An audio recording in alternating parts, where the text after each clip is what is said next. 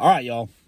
So I want to come to you real quick and talk about something that I've been seeing on a couple of other YouTuber channels and see if I can get some clarification here. So this is kind of me confirming the questions and so forth. But so I've seen on this channel, John Crump, GOA, God, Family, and Guns, Guns and Gadgets, a couple others. They're talking about how the ATF has a list of guns, gun owners. They're saying basically when they have all this stuff digitized and so forth. So we all know that the end result is they want to have a list of guns and the gun owners, so that when they decide that it's time to take away guns from people, that they can actually go door to door and say, this person has 5, this person has 3, this person has 2, skip this house, go there. We all know that's the end result. That's what they want. Completely unconstitutional and all that stuff, but nonetheless, that's the end result. But here's my question. So theoretically, the idea is, when an FFL goes out of business, they have to turn over all their documents to the ATF, AFT, POS. But anyway, so here's my thing. That FFL goes out of business, so any gun that they have sold in the last 20 years, they're supposed to keep records of. So that paper record is supposed to go to the ATF. Now, those paper records are supposed to be stored in a warehouse and whatnot. So now the ATF is saying that they've actually digitized these things for quick and easy access scanning. All right, we all know the end result there, and there's no question about that. But here's my question.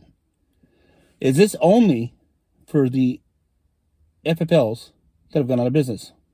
So, for example, I buy a gun 5 years ago, FFL still in business. Those transactions, those records are not with the ATF. I would think not.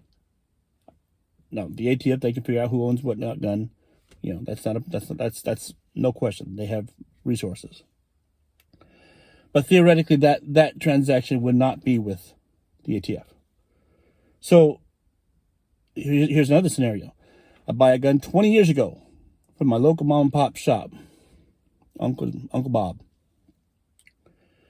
20 years later, Bob is still in business. That FFL has not gone under. That paper transaction can now be destroyed. 21 years later, Bob goes out of business.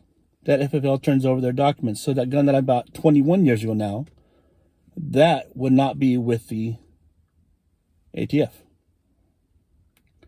So basically, people who buy new guns recently, FFL is still in business, that gun would not be on the list. But as soon as that FFL goes out of business, then they are. Which I guess that happens a lot. You have these small business FFLs.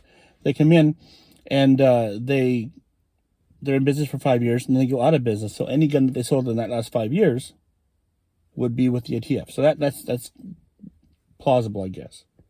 That's my question. That's my question. Basically, the guns I bought last year, 2 years ago, whatever, they're not with the ATF. Now, I'm sure the ATF can figure out who bought what guns and how many guns we all have. They all know, I'm sure. You just look at the background checks and it's all there. But, so, okay, that's one thing. Next thing, how do you beat it? If the ATF has these transactions from the FFL, how do you beat it in a database? Well, my answer to that would be junk data.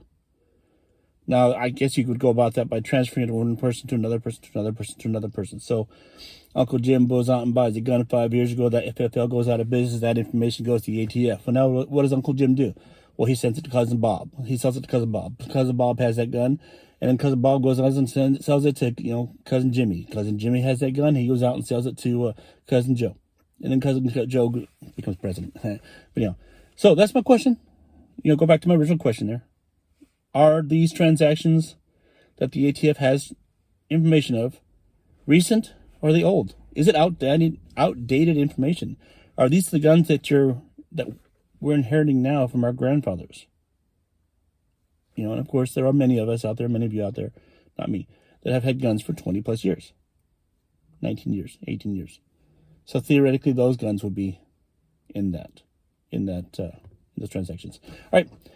Quick question. Y'all have a good one. Stay wild.